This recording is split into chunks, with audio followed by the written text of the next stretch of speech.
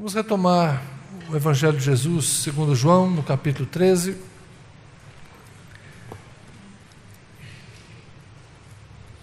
É um texto conhecido como o Sermão do Cenáculo. Jesus reunido com seus discípulos na noite em que ele foi traído e morreu por seus discípulos. Vamos ler a partir do verso 12. Evangelho de Jesus Cristo segundo João, capítulo 13, a partir do verso 12.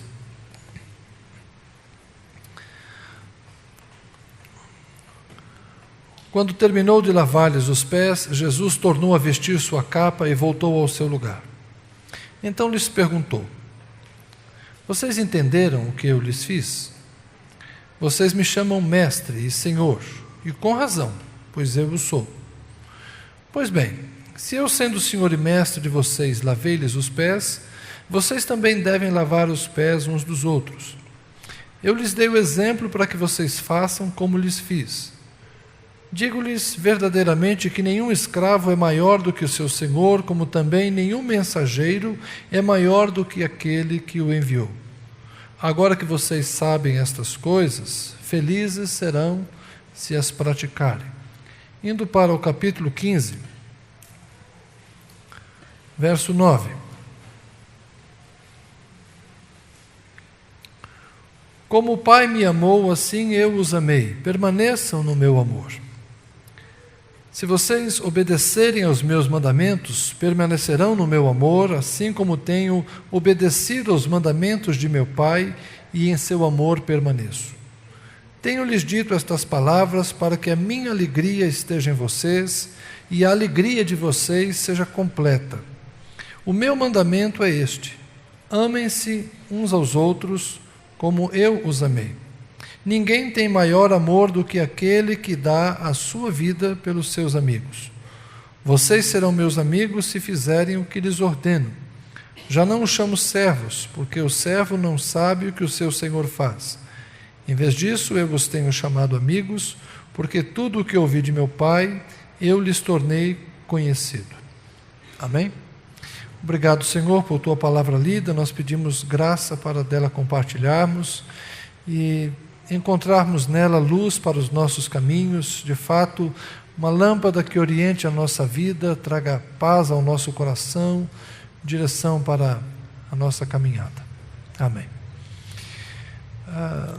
Eu tenho pensado acerca dessa comunidade que Jesus pretendeu criar a partir daqueles homens e mulheres que o seguiram no primeiro momento lá na Galiléia dos gentios e depois o acompanharam até Jerusalém, onde ele por fim sofreu perseguição, morte, mas também ressurreição, apareceu glorificado e esteve com eles durante aproximadamente 40 dias e depois foi para o céu. Esta primeira comunidade que viveu esta experiência encantadora, transformadora, abençoadora, de ter partilhado a existência terrena de Jesus de Nazaré. Que tipo de comunidade é essa que Jesus pretendeu formar? Um grupo em que ele confiou muito. Afinal de contas, o sucesso da sua própria missão dependia daqueles homens tê-la compreendido e estarem dispostos a dar sequência a ela. Jesus investiu a sua vida naqueles homens, transmitiu a eles o seu ensino.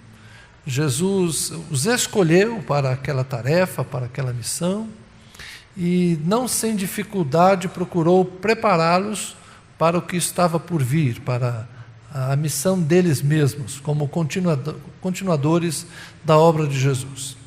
Mas a mim particularmente chama a atenção esta pedagogia de Jesus na noite em que ele lava os pés dos seus discípulos. Eles ainda tinham dificuldade de conviver sem disputa de poder. E a gente sabe como é difícil lidar com o poder ou com a falta de poder. A sociedade vive em função de disputa de poder. Parece que nós estamos sempre competindo uns com os outros, tentando dominar ou resistindo para não nos sentirmos dominados. É como uma partida de futebol em que Todos querem ocupar os espaços e controlar o jogo. E todos usam todas as técnicas possíveis para conseguir sobrepujar o seu adversário. A vida parece que é disputada assim o tempo todo. E Jesus se propõe a criar uma comunidade onde não haveria disputa de poder. Será que isso é possível? Nós sempre vivemos uma tensão entre a busca da nossa felicidade e o cumprimento do dever. Como se essas duas coisas fossem inconciliáveis. Isso não é algo novo, não é? Hoje se fala muito que a atual geração está procurando sempre a felicidade, as pessoas querem se sentir felizes e elas não estão muito preocupadas com os compromissos que têm, com as responsabilidades que têm. O que elas querem é se sentirem felizes e realizadas e os outros não importam. Dá a impressão que isso é algo novo. Não é. Já nos dias do apóstolo Paulo, nos dias de Jesus, um pouco antes deles até mesmo, os filósofos gregos discutiam o que era mais importante, o cumprimento do dever ou a busca da realização pessoal e da felicidade. Havia duas escolas já naquela época, os estoicos e os epicureus. Os estoicos eram adeptos da filosofia do dever. O importante é cumprir o dever, o importante é cumprir os seus afazeres, ser um bom cidadão, ser responsável, controlar as paixões, viver dentro dos limites da razão. E os estoicos buscavam a felicidade, não necessariamente uma felicidade hedonista, materialista, mas uma felicidade mais pessoal, numa busca de virtudes pessoais, de domínio de si mesmo, mais exercido com liberdade. Enquanto um trabalhava freios para reprimir as paixões carnais, o outro dizia tentar elevar a espiritualidade, a sabedoria, para que estas coisas fossem sobrepujadas. Enfim, as pessoas sempre viveram essa tensão entre o que eu preciso fazer, porque há um compromisso, há uma responsabilidade, há uma expectativa acerca da minha existência, e o que eu quero, na verdade, fazer para que eu me sinta feliz. A gente acorda de manhã com a lista dos afazeres já estabelecida. Nós já temos as nossas obrigações. Nós sabemos o que é o nosso dever. Por outro lado, a gente está sempre procurando encaixar no meio do dever alguma coisa que nos dá o prazer. E tudo na vida parece que oscila entre esses dois caminhos, não é? Eu devo comer aquilo que eu gosto, ou eu tenho que comer aquilo que eu preciso? Ou não posso comer aquilo que gosto porque o médico disse que eu já não posso mais? Enfim, coisas simples como comer passam a ter que ser tratadas sobre felicidade, dever. Vou cuidar da minha saúde, vou satisfazer o meu apetite. E um monte de outras coisas, coisas simples do dia a dia, parece que se estabelecem nessa tensão que a gente está entre o dever e o prazer, entre a alegria e a obrigação, entre a liberdade de ser quem eu quero ser e a responsabilidade. E nesse ambiente, ter poder parece ser algo bom. Porque quando eu tenho poder, eu estabeleço os meus limites, eu negocio as minhas concessões e eu busco o meu prazer. Eu faço aquilo que eu acho que devo fazer, ou aquilo que entendo ser o melhor para mim. É por isso que as pessoas querem ter poder. Porque quem tem poder não dá satisfações. Quem tem poder domina os outros. Quem tem poder tira o melhor dos outros e dá de si mesmo apenas aquilo que quer. Por isso que o poder seduz, por isso que o poder corrompe, por isso que o poder, de fato, deforma as pessoas. Transforma, muitas vezes, para o mal.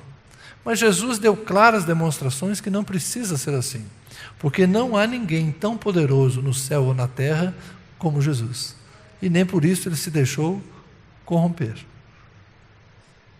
Não há ninguém que possa dominá-lo, mas ele voluntariamente se entregou. Então Jesus é uma figura em quem devemos nos espelhar para não vivermos essa vida de tensão.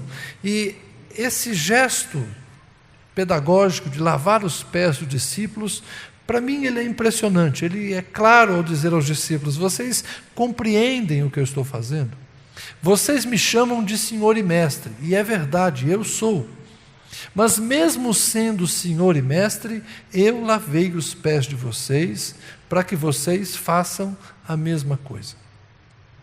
Quem, depois de Jesus, seria o Senhor e o Mestre? Abriu vaga depois que Jesus foi para o céu? Será que na igreja de Jesus Cristo surgiu um outro Senhor? Alguém está ocupando o trono que pertence a Ele? Me parece que não. Ele continua sendo o Senhor e Mestre da igreja. Aliás, falando aos discípulos acerca dos fariseus, ele disse: a ninguém chamem mestre, a ninguém chamem guia, um só é o vosso guia, que é o Messias.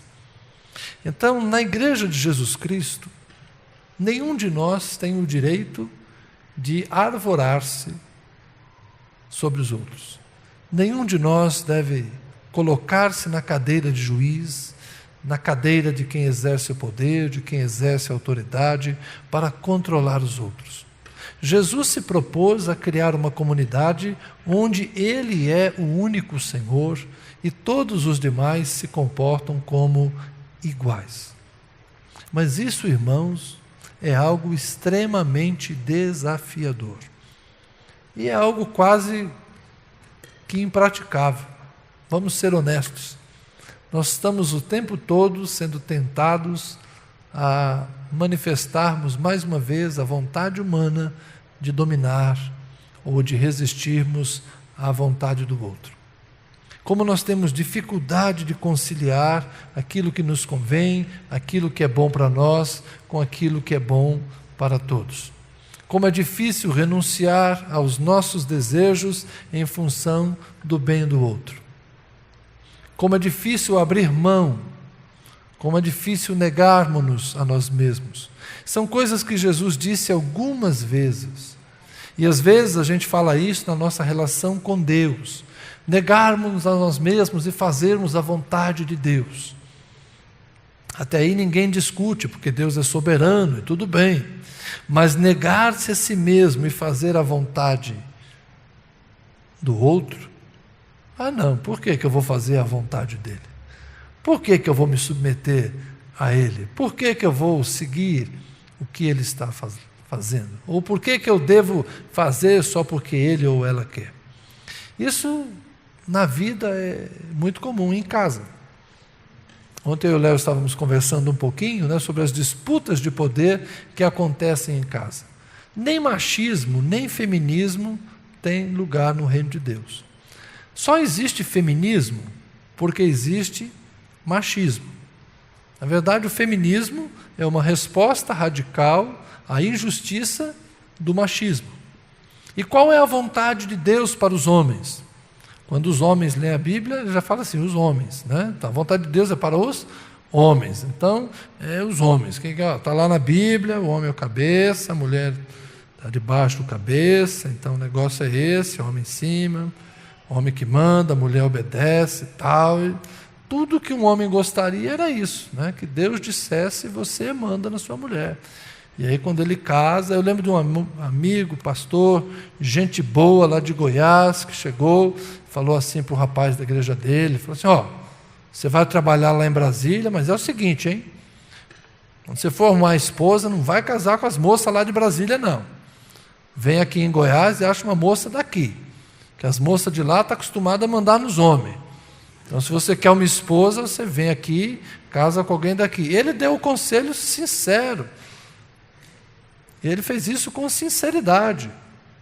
Ele entende estar dando um conselho correto para alguém que ele ama e com quem ele se importa, porque na mentalidade dele é isso mesmo. O homem que manda na mulher, e lá em Goiás é assim que funciona, e aqui em Brasília já não é mais assim.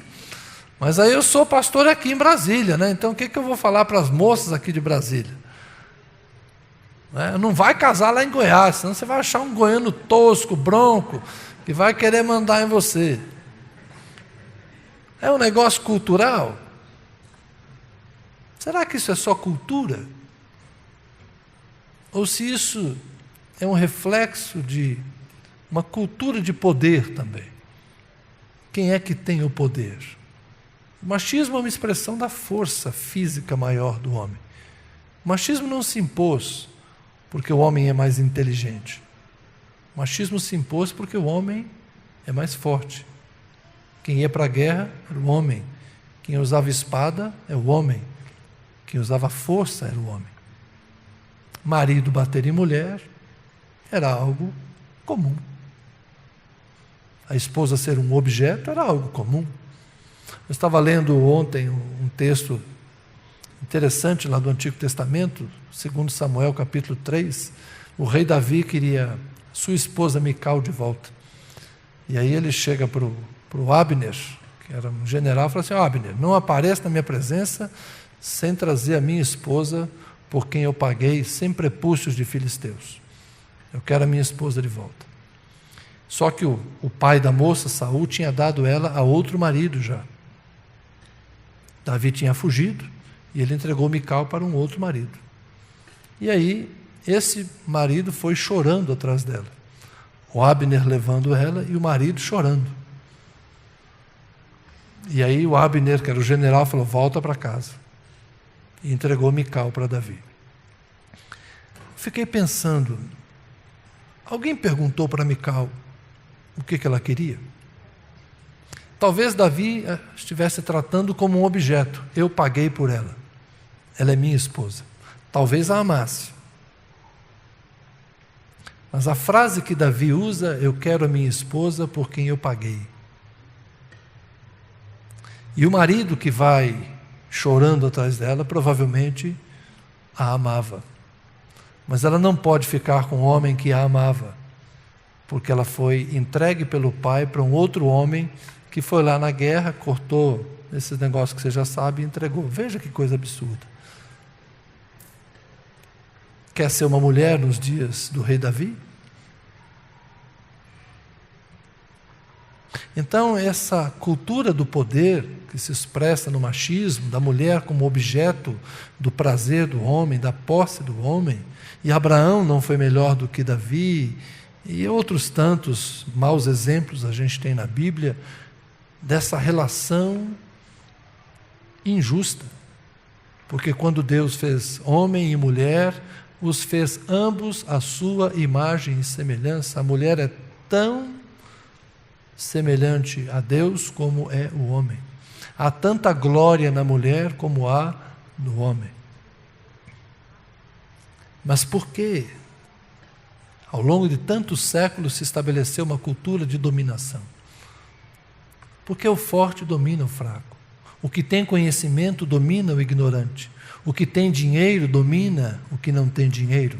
O que tem a terra explora a mão de obra do outro. É assim que é o nosso mundo.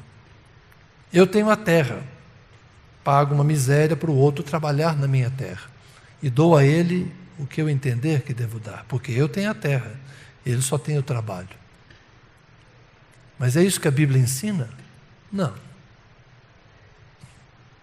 De certa forma, irmãos, Jesus foi longe quando pretendeu criar uma comunidade em que eles não se colocariam como senhores e servos.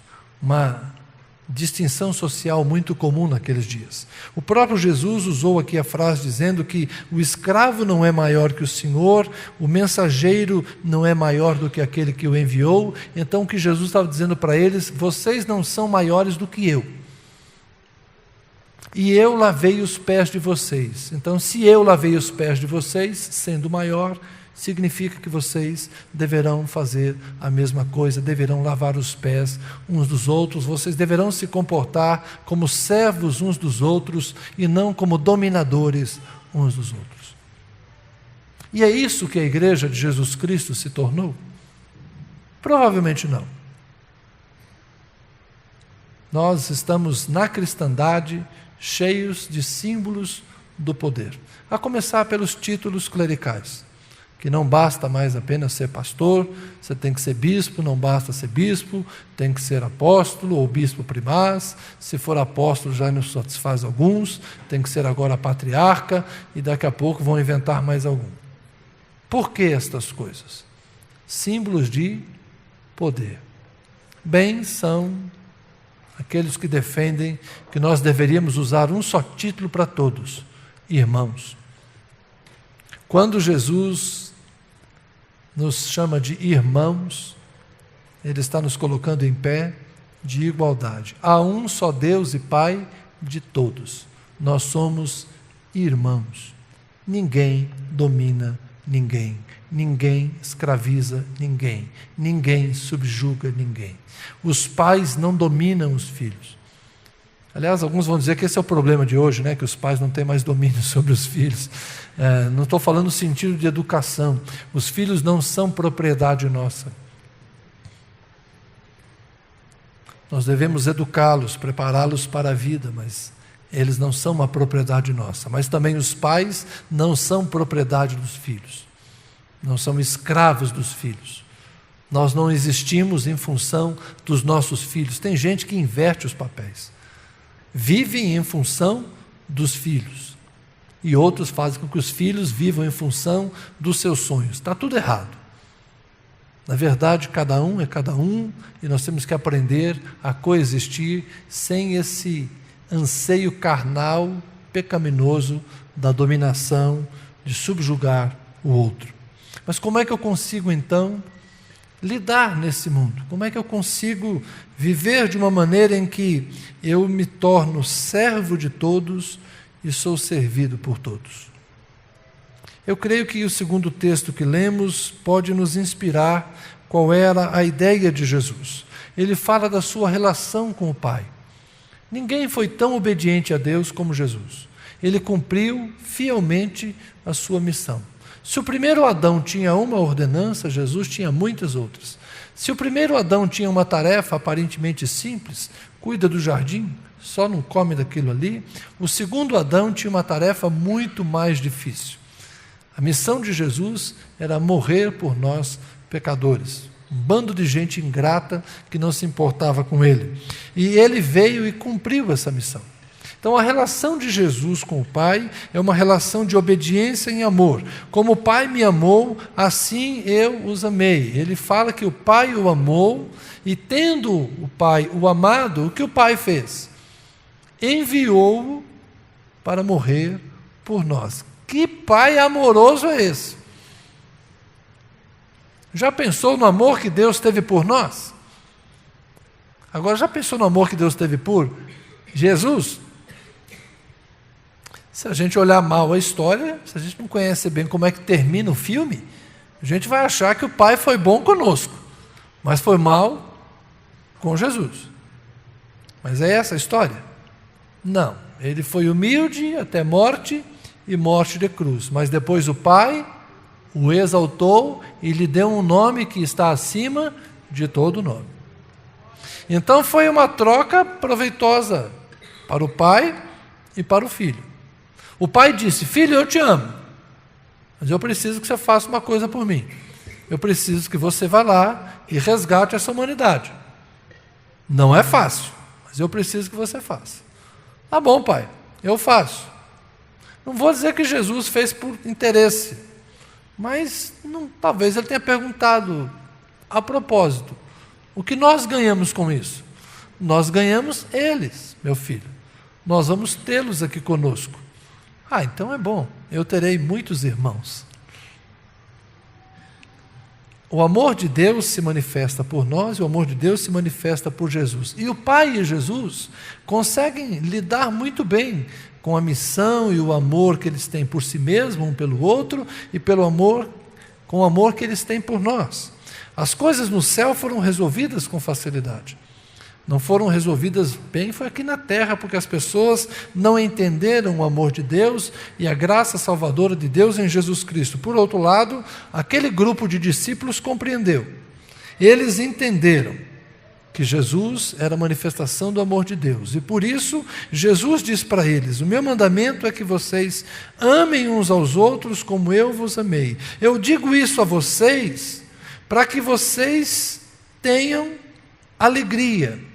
A minha alegria esteja em vocês e a alegria de vocês seja completa. Por que termos a alegria de Jesus? Porque Jesus fez o que fez com alegria. Jesus nos amou e obedeceu o Pai, mas fez isso com alegria. Não, pastor, no Getsemane ele estava agoniado. No Getsemane ele suou gotas de sangue. Ele disse que estava sofrendo. Alegria não tem nada a ver com não sofrer. Alegria não é estar livre de sofrimento. Alegria não é carnaval. Ficar andando atrás de uma música barulhenta, fazendo gestos com os dedinhos, como se isso fosse alegria. O que Jesus está falando de alegria é, de fato, uma completa realização. Um senso, uma percepção de estar fazendo a coisa certa, no lugar certo, da forma certa, para a pessoa certa. Enfim, é um sentimento de completude. Sentir-se completo, sentir-se pleno, sentir-se realizado. Alegria é entender por que se existe, por que se vive. É descobrir o sentido da vida. É descobrir o destino de si mesmo. Compreender-se como um ser completo. E Jesus queria que os discípulos tivessem uma alegria perfeita. Então, ao desenvolver a sua missão, ao cumprir tudo o que fez por amor, Jesus sentiu a sua plena alegria. Eu estou fazendo a vontade do meu Pai. Eu me alegro no Pai e o Pai se alegra em mim. E eu quero que vocês, meus discípulos, tenham essa alegria. A alegria do dever cumprido? Sim. Se nós vivemos nessa tensão entre o dever e o que nos dá prazer, que tal a gente conseguir entender que dever e prazer podem ser a mesma coisa? Se cumprir o dever me dá alegria, ao fazê-lo, eu sou feliz. Por outro lado, se ser feliz é um alvo, se ser feliz é um objetivo, tê-lo conseguido me realiza. E como é que eu consegui isso? Entendendo o sentido da minha vida, da minha existência, achando o segredo no próprio Deus e não em mim mesmo. Quando Jesus diz para os discípulos que eles deveriam amar-se entre si, da mesma forma como Jesus os amou, ele está elevando o padrão acima do patamar anterior, que era amar a Deus e amar o próximo como a si mesmo. Amar a Deus sobre todas as coisas não é algo difícil da gente entender, porque Deus é o nosso Criador, é o nosso Pai, é a quem deve ser adorado, Deus acima de tudo. Amar o próximo como a si mesmo é ter pelo outro o mesmo sentimento de respeito, de consideração, de valoração que eu tenho por mim mesmo. Isso nos coloca num pé de quê? De igualdade. Mas Jesus propõe um mandamento diferente: amar o outro como Jesus nos amou. E Jesus nos amou de uma maneira generosa, absolutamente generosa, dando-se a si mesmo por nós. É por isso que ele diz: não há maior amor do que esse, do que aquele que dá a vida pelos seus amigos. Então, se de fato nós quisermos ser uma comunidade que reflete o padrão de Jesus, nós vamos amar os outros mais do que amamos a nós mesmos. Ou seja, nós vamos ter que abrir mão de atender os nossos gostos, fazer as nossas vontades, buscar os nossos privilégios, satisfazermos as nossas necessidades em favor dos outros. Os pais, às vezes, fazem isso pelos filhos. Tem gente que vai comer no McDonald's, depois passa mal. Por quê? Foi fazer a vontade dos filhos. Pai que é pai, não come McDonald's, não é não? Não. Mas por causa de um filho, você faz um negócio desse. Acontece. Pois a tragédia vem. Bom, esse que fala um mistério, mas alguém sabe do que eu estou falando.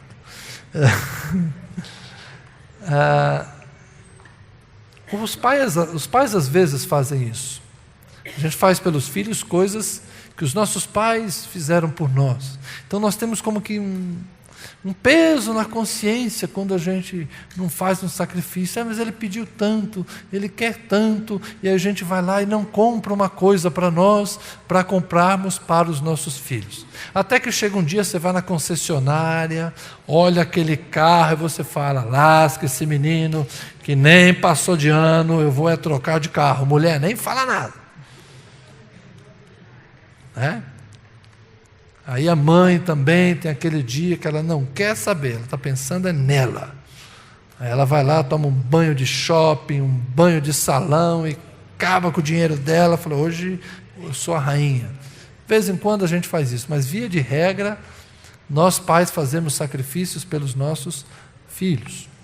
Via de regra.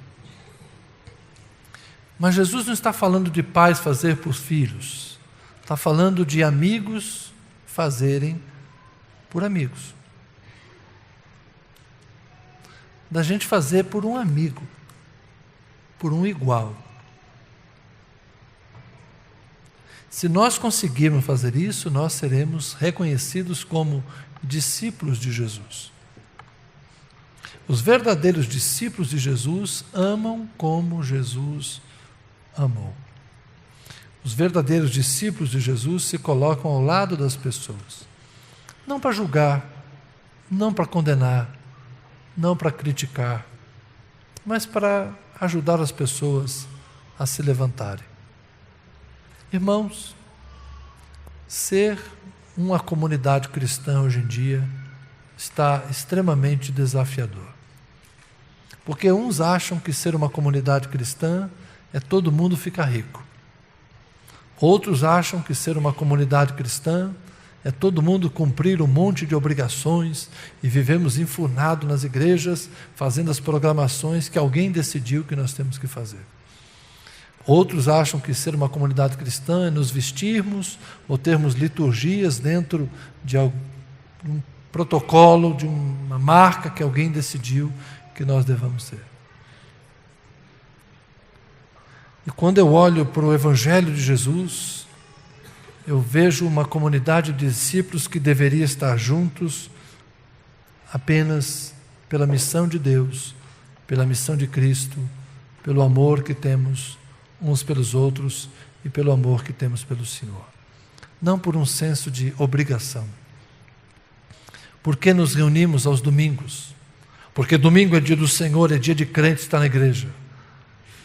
Pode ser, para alguns pode ser. Mas o bom mesmo seria porque é uma ótima oportunidade para encontrar as pessoas que eu amo e juntos adorarmos ao Deus a quem todos nós amamos. Se a nossa motivação fosse apenas essa, seria tão mais simples. E com que roupa que eu vou? Do jeito que você quiser, porque lá todo mundo ama, todo mundo compreende. Mas tem um jeito mais adequado e um jeito menos adequado? Não sei. Talvez o mais importante é o seu coração. Como é que viria o seu coração? Se você se vestir pensando no que vai trazer benefício para os outros, é bom pensar assim. Se nós conseguirmos, irmãos, quebrar esta dialética perversa entre o que nos dá prazer e o que nos dá poder, ou entre cumprir as nossas obrigações e buscarmos a felicidade, se a gente conseguir romper isso para convivermos apenas por amor, nós teremos entendido o cerne do Evangelho. Mas parece que para a gente chegar a esse nível de maturidade, a gente tem que viver muito tempo juntos. A gente tem que ralar muito uns aos outros. A gente tem que ferir muito uns aos outros para depois aprendermos o que de fato é importante. Quantas coisas que na minha juventude eu dava valor, hoje não fazem o menor sentido para mim. Quantas regras, quantas tradições, quantas imposições eu fiz comigo mesmo, fiz com a minha esposa, fiz com as pessoas que estavam por perto. E hoje estas coisas para mim não fazem mais sentido. como a gente muda com o passar do tempo. Talvez maturidade seja uma virtude que só alguns vão adquirir e a gente não consiga isso de fato antes da hora. Mas hoje, quando eu olho para vocês, eu sinto cada vez menos vontade de dizer a vocês o que vocês devem fazer. E sinto mais vontade de dizer a vocês: experimentem apenas amar. Se você amar, naturalmente você vai fazer coisas próprias de quem é de Deus. Se você amar, você vai respeitar a sua esposa, você vai respeitar seu marido, você vai educar bem seus filhos, você vai ser um bom cidadão, você vai votar com consciência. Se você de fato amar, você vai administrar bem o seu dinheiro, você vai saber se divertir. Se você amar, você vai saber se esforçar quando precisa se esforçar. Se você amar, você vai saber relaxar quando precisa relaxar. Cada vez eu penso mais que o amor deva, de fato, nos conduzir. Agora, nós estamos há tanto tempo competindo lá fora, que a gente traz a competição cá para dentro. Nós estamos o tempo todo disputando poder lá fora, e às vezes a gente traz as disputas de poder aqui para dentro. Mas, gente, Jesus não nos ensinou nada disso. Ele lavou os pés e disse: façam o mesmo uns pelos outros. Faça o simples, faça o fácil. Viva com responsabilidade na presença de Deus e procure amar as pessoas. Não foi um poeta cristão que disse isso, mas é uma boa frase. É preciso amar as pessoas como se não houvesse amanhã. Ame hoje, por que deixar para amanhã? Amém? Vamos orar.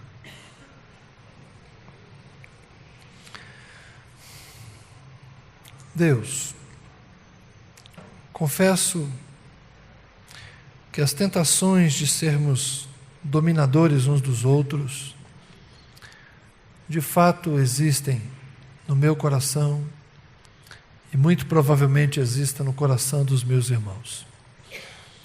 Há muitas formas pelas quais nós somos tentados a possuir poder e possuirmos a vida dos outros, nos apropriarmos da felicidade dos outros para gerar a nossa felicidade. Senhor, nós somos uma sociedade ególatra, egoísta, egocêntrica, pecaminosa. Como é difícil nos despirmos disso que chamamos eu, para vivermos aquilo que o Senhor chamou nós. Tu e o Pai, juntamente com o Espírito, o Senhor participa desta unidade. Nós, Senhor, lutamos tanto pela nossa individualidade. Ao invés de nos rendermos e nos entregarmos para uma vida comunitária, nós resistimos tanto, Senhor, a sermos um só no casamento, marido e mulher, uma só carne. Nós resistimos a com os nossos filhos sermos uma só casa, uma só família, temos um só propósito. Ah, Senhor, hoje cada um vive num quarto, cada um fala uma língua, cada um vai num lugar, cada um come uma comida diferente, em um horário diferente. As famílias estão se diluindo, Senhor, se dissolvendo, porque não há mais partilha, não há comunhão ao redor da mesa, não há mais identificação, não contamos mais as antigas histórias. E se é assim na família, Senhor, quanto mais na igreja, um povo que pouco se vê, que pouco se conhece, quando muito, sabe o nome um do outro. Onde está, Senhor, o verdadeiro sentimento de pertença, de identificação, que nos inspira a verdadeira unidade? A igreja dos sonhos, aquela igreja de Atos 2 que partilhava pão, oração, liturgia, ensino, amor, casas abertas, corações abertos, mentes abertas. Hoje, Senhor, somos um amontoado de indivíduos que não se abrem mais para acolher e não se permitem ser acolhidos. Gente ferida, indiferente, quase fria.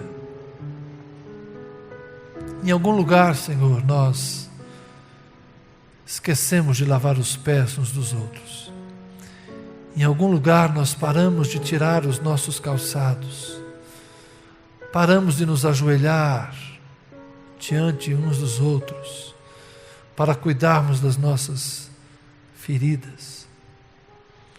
Paramos de nos ver como iguais.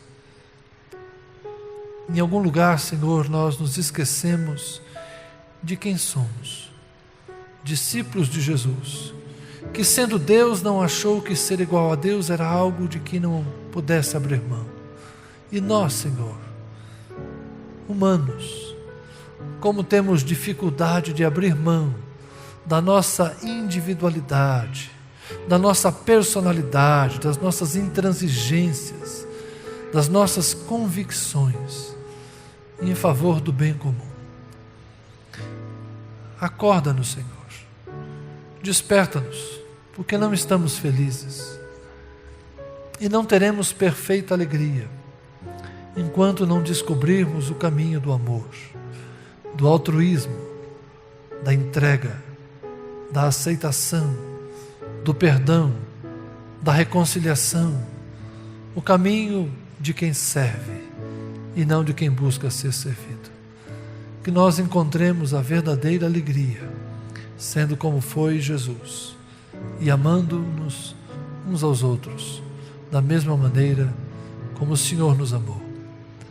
Ajuda, Senhor, aqueles que estão tão feridos que têm medo de amar. Cura-os para que eles aprendam o caminho de volta, não para nossa casa apenas, mas para a tua casa, para o teu coração, para o teu povo, para a tua mesa, onde há vinho e pão. Amém e amém. Amém. Irmãos, eu senti hoje desejo no coração de convidar aquelas pessoas que estão de fato se sentindo infelizes com sua vida religiosa, com a vida religiosa especificamente. Você não está feliz e você quer algo novo da parte de Deus.